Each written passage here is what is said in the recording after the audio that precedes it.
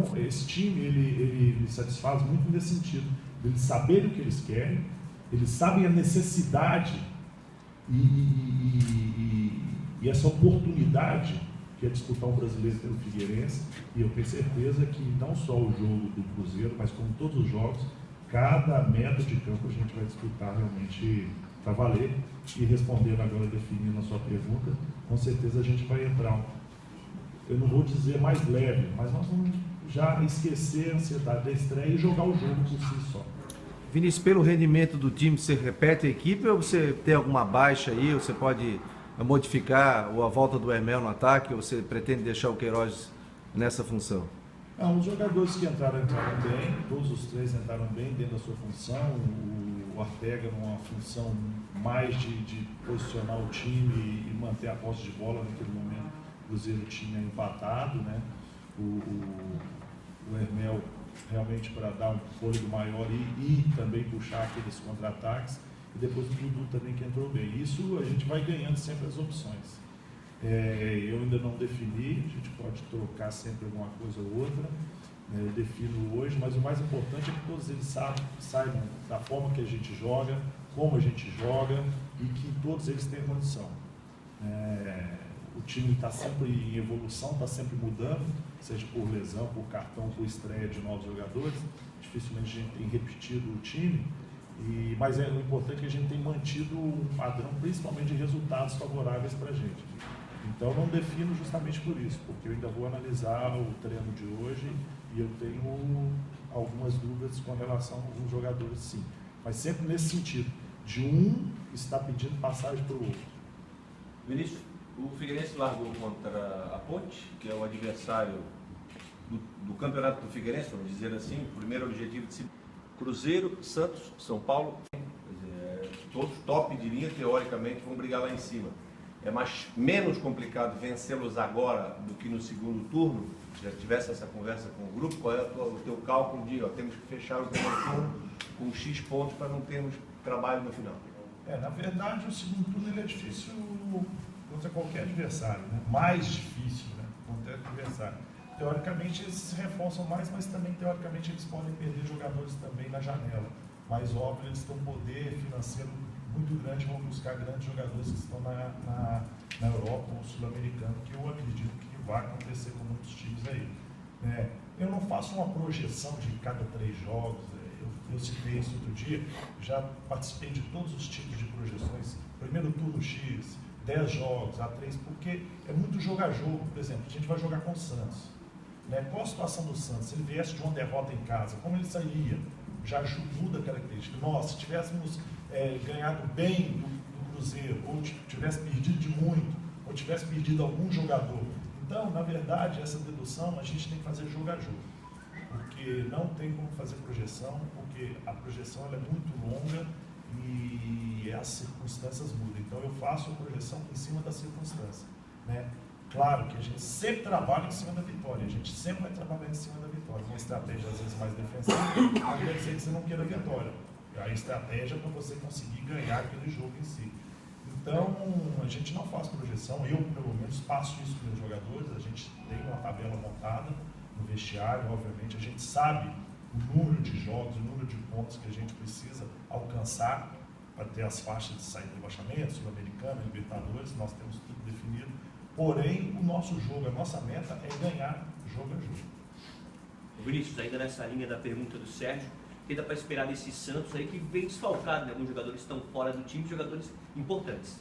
Sim. É difícil prever, né? O Santos ele tem uma base bicampeão paulista, um time que já está quase 2 anos sendo dirigido pelo Dorival e muito bem dirigido. Ele tem uma base de 7 jogadores, se não me engano, mesmo com a saída dos 3, com mais de 100 jogos com a camisa do Santos. Então é um time praticamente definido, com um sistema de jogo, a movimentação definida. Eu já joguei contra eles esse ano pelo Paulista. Time rápido, que gosta de jogar, às vezes, aparentemente, deixa jogar para ter o espaço que eles necessitam. Então tudo isso a gente vai passar para os jogadores, treinar, obviamente, mas sabendo que é o respeito.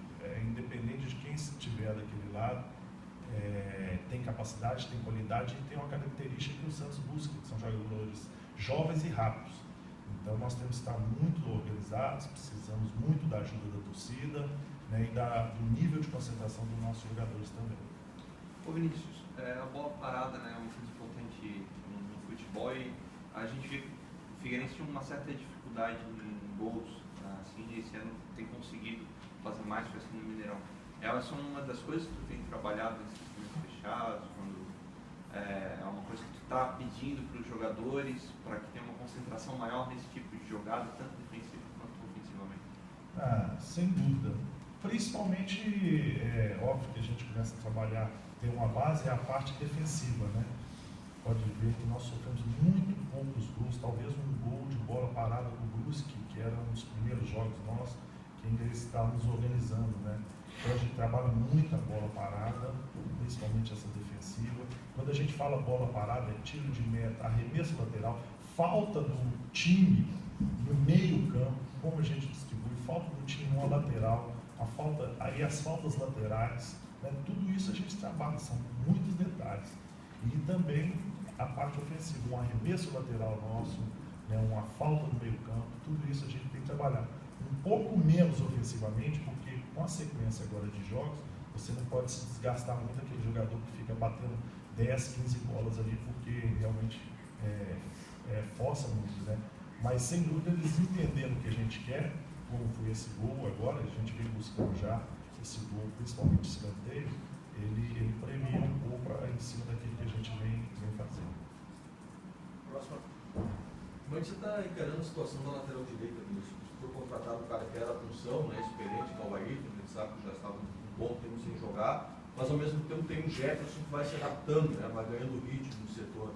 Como é que está balançando essa situação? Alguém que chegou para ser o cara dali, mas tem alguém que está ganhando espaço. Sim, de forma natural, respeitando e assim, tudo que eu sempre falo com relação à contratação. Quando a gente contrata um jogador, a gente tem que manter o nível de ansiedade baixo, colocar ele num momento que nós todos da comissão acharmos interessante para a gente ganhar uma contratação. A gente não pode ter ansiedade, coloca o jogador, né, suponhamos, poderíamos ter colocado o Ayrton num jogo fora de casa, com um time rápido, que é o Weber, né, lá, sem o ritmo, hoje poderíamos ter queimado a contratação. Então a gente tem que ter tranquilidade, eu conversei com todos eles, vou conversando, para que quando ele entrar, aí a gente ganhe esse jogador.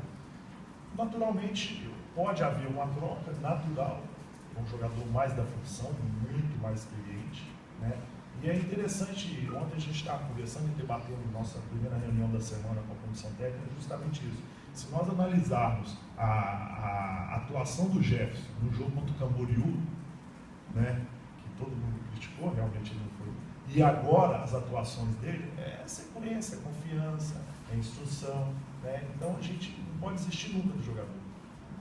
A obrigação do treinador, da comissão, do clube é não desistir nunca do jogador, para que ele possa melhorar.